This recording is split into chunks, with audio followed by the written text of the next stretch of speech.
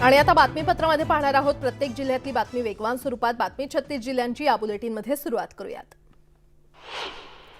दक्षिण गुजरातवर वाऱ्याची चक्रीय स्थिती निर्माण झालेली आहे। त्याचा परिणाम म्हणून मुंबईसह उपनगरात हलक्या स्वरूपाचा पाऊस पडण्याची शक्यता हवामान विभागाने वर्तवली आहे। 25 ऑगस्ट नंतर अरबी समुद्रावरून येणाऱ्या पश्चिमी वाऱ्यांचा वेग वाढण्याची शक्यता आहे आणि त्यानंतर किनारपट्टी आणि मध्य महाराष्ट्रात पावसाचा जोर वाढू शकतो। पुढील 2 दिवस विदर्भात विजांच्या कडकडाटासह काही ठिकाणी पाऊस होण्याची शक्यता आहे। मध्य महाराष्ट्र आणि मराठवाड्यामध्ये तुरळक ठिकाणी हलका पाऊस पडण्याची शक्यता हवामान विभागाने वर्तवलेली आहे।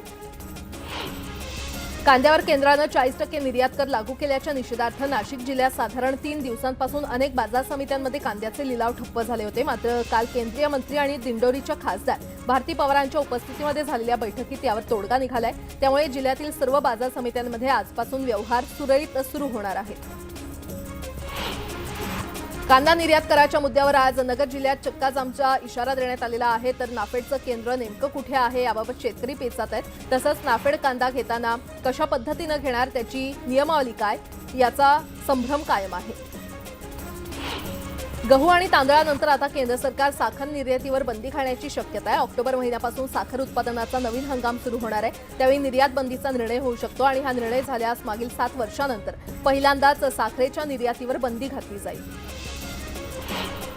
नवी मुंबईमध्ये शेतकऱ्यांच्या कांद्याला चांगला भाव मिळवून देण्याबरोबर ग्राहकांना देखील महागाईची झळ बसणार नाही याची काळजी सरकार घेत आहे। दोन्ही घटकांना न्याय दिला जाईल, शेतकऱ्यांचं नुकसान होऊ दिलं जाणार नाही असं आश्वासन पणन मंत्री अब्दुल सत्तार यांनी दिलेलं आहे। नवी मुंबई कृषी उत्पन्न बाजार समितीच्या अतिधोकादायक कांदा बटाटा मार्केटच्या पुनर्बांधणीचा प्रश्न 100 दिवसांमध्ये मार्गी लागणार आहे। व्यापारी आणि प्रशासन सर्वांना विश्वासात घेऊन पुनर्बांधणीचं काम पूर्ण केलं जाईल असं आश्वासन अब्दुल सत्तार यांनी दिलेलं आहे। मावळमध्ये यंदा 4 सूत्री पद्धतीने भात लागवड करण्यात आलेली आहे आणि त्यामुळे भात पीक जोमात आलं असून भातात तण वाढू लागलेत। हे तण काढायला शेतकऱ्यांनी सुरुवात केली आहे। कृष्णा नदी प्रदूषण प्रकरणी आता प्रशासन खडबडून जागा झालेलं आहे। कृष्णा नदीमध्ये मिसळणाऱ्या शेरी नाल्याची प्रदूषण नियंत्रण मंडळाकडून शेरी नाल्याची पाहणी केली आहे। यावेळी दूषित पाण्याचे नमुने देखील प्रदूषण नियंत्रण मंडळाकडून घेण्यात आलेले आहेत। त्याचबरोबर महापालिकेला या प्रकरणी नोटीस बजावण्याची प्रक्रिया देखील सुरू करण्यात आली आहे। छत्रपती संभाजीनगरमध्ये झालेल्या खंडाच्या निकषाला बगल देत जिल्हा प्रशासनानं 25% भरपाईमधून सोयगावच्या 4ही मंडळांना वगळण्यात आलेलं आहे। त्यामुळे शेतकऱ्यांनी रोष व्यक्त केला आहे।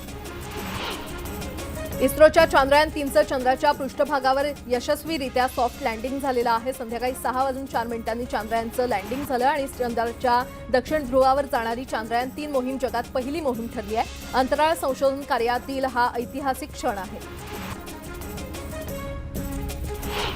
चांद्रयान 3 मोहिमेतील विक्रम लँडरचं चंद्राच्या पृष्ठभूमीवर यशस्वी लँडिंग झालेलं आहे। यावेळी बंगळुरूमध्ये इस्रो मुख्यालयामध्ये वैज्ञानिकांनी जोरदार जल्लोष केला। सर्व स्तरातून या वैज्ञानिकांचं कौतुक होतंय।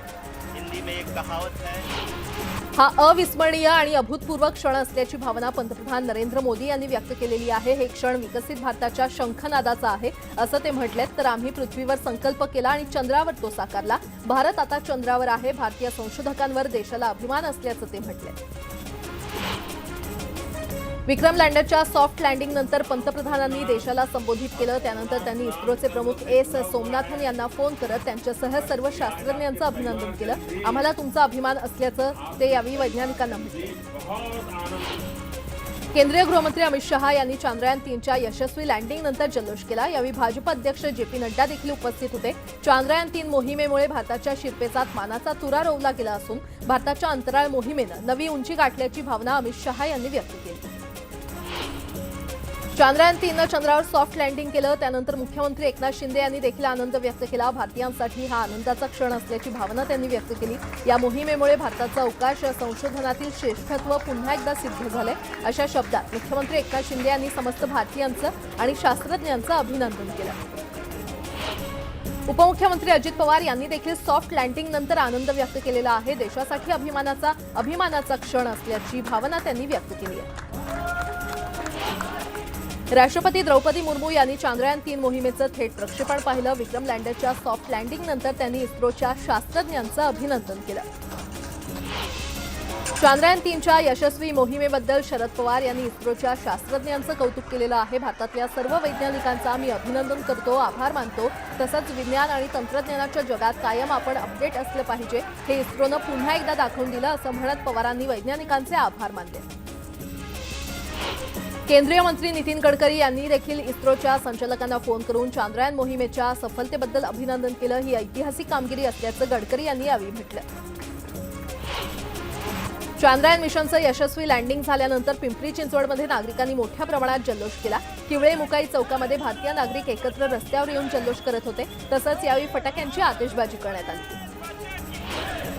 भुसावळ शहरातील मरीमाता चौकात भले मोठे डिजिटल चित्रफित लावण्यात आले होते। यावेळी भारत माता की जयच्या घोषणा देऊन परिसर दणाणून सोडला। यावेळी फटाक्यांची आतिषबाजी करत पेढे वाटून जल्लोष करण्यात आला। रत्नागिरी जिल्ह्यातल्या खेडमध्ये मनसेच्या वतीनं जल्लोष करण्यात आला। खेड शहरातील छत्रपती शिवाजी महाराज चौक या ठिकाणी चांद्रयान 3चं थेट प्रक्षेपण मोठ्या पडद्यावर दाखवण्यात आलं। ढोल ताशा वाजवत तसंच सर्वांना मिठाई वाटून जल्लोष करण्यात आला। विक्रम लँडरनं चंद्रावर सॉफ्ट लँडिंग केलं असून चंद्राच्या पृष्ठभागाचा पहिला फोटो पाठवलाय। इस्रोकडून हा फोटो ट्विट करत माहिती देण्यात आली। चांद्रयान लँडिंग मोहीम यशस्वी झाल्याबद्दल सोलापुरात भाजपकडून जल्लोष करण्यात आला। एकमेकांना पेढे आणि मिठाई भिरवत जल्लोष करण्यात आला। रत्नागिरीतल्या दापोलीमध्ये आनंद व्यक्त करण्यात आला। यावेळी इस्रोच्या शास्त्रज्ञांचं अभिनंदन करत मनसे कार्यकर्त्यांनी फटाक्यांची आतिषबाजी केली।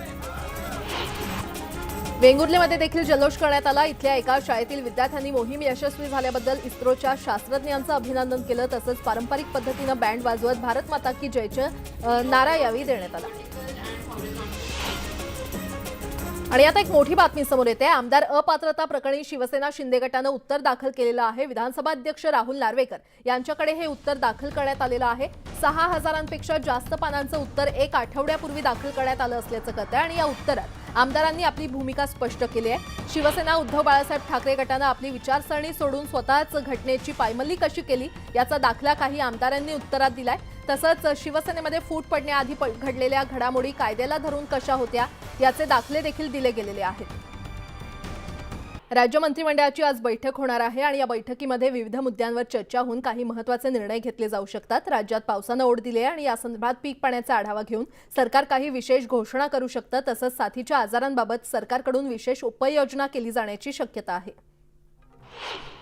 27 तारखेला बीडमध्ये अजित पवारांची जाहीर सभा होणार आहे। शरद पवारांची सभा झाल्यानंतर त्याला उत्तर देण्यासाठी अजित पवारांकडून ही सभा घेतली जाणार असल्याची चर्चा आहे। या सभेचा टीजर जाहीर करण्यात आला असून यामध्ये सभा बीड जिल्ह्याच्या विकासाची, अस्मितेची आणि सन्मानाची तसंच दुष्काळ मिटवण्याची असं आवाहन जनतेला करण्यात आलंय।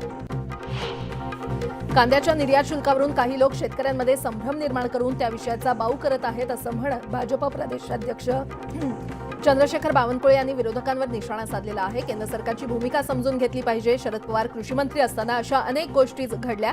जे लोक आज आंदोलन करतायत त्यांच्या सरकारमध्ये काय घडलं त्याचा मोठा पाढा वाचता येईल असं बावनकुळे म्हटले।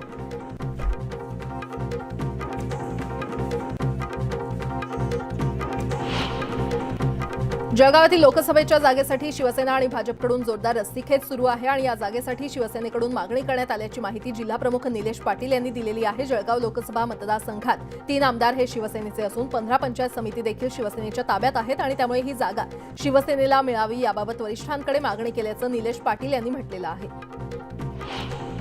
ईडीच्या भीतीनं अजित पवारांसह सर्व आमदार सरकारमध्ये सहभागी झाले असं वक्तव्य राष्ट्रवादीचे नेते एकनाथ खडसे यांनी केलेलं आहे। यावेळी त्यांनी उपमुख्यमंत्री देवेंद्र फडणवीस आणि पंतप्रधान नरेंद्र मोदींवर देखील निशाणा साधलाय। ज्या पार्टीला मोदी भ्रष्टाचारी पार्टी म्हणत होते ती राष्ट्रवादी काँग्रेस पार्टी स्वच्छ झाली असं म्हणत एकनाथ खडसे यांनी टीकास्त्र सोडलंय। राष्ट्रवादी काँग्रेसचे अध्यक्ष शरद पवार आज पुरंदर दौऱ्यावर जाणार आहेत। वीर इथे टोमॅटो शेतकऱ्यांच्या प्रकल्पाला ते भेट देतील आणि त्यानंतर विविध विकास कामांचं ते उद्घाटन करणार आहेत। उपमुख्यमंत्री अजित पवार 26 ऑगस्टला बारामतीमध्ये जाणार आहेत। उपमुख्यमंत्री पदाची शपथ घेतल्यानंतर अजित पवार पहिल्यांदाच बारामतीमध्ये जाणार असून या ठिकाणी त्यांचा नागरी सत्कार केला जाणार आहे। शारदा प्रांगणात हा कार्यक्रम होणार असून याआधी अजित पवार शक्ती प्रदर्शन करणार आहेत।